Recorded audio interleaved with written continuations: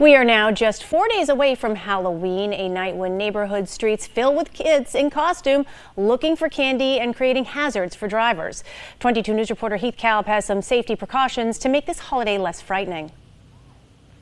Of course, Alana, we all know to check our candy before we eat it and to never enter a stranger's home. But I spoke to the Ludlow Police Department today about something else parents and drivers need to be aware of come Halloween. On Tuesday night, neighborhood streets will be packed with kids dressed up as their favorite character, having fun and being festive. But as young trick-or-treaters comb the streets in search of candy and their next sugar rush, AAA is reminding drivers that Halloween is the most dangerous day of the year for child pedestrians. We want to get the word out as much as possible to not only the motorists but to the parents to accompany their children.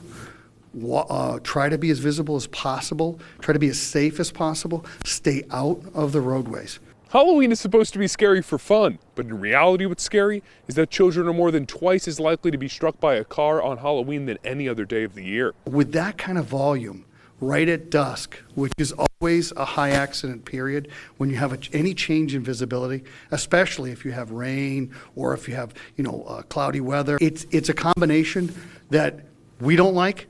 Ludlow police recommend that drivers stay extra cognizant of the road and that trick-or-treaters should always be accompanied by a responsible adult. So when every kid is looking for another Twix or Kit Kat, they also need to know that it could be a lifesaver to travel in a well-lit area off the road and to never be walking or running across the street.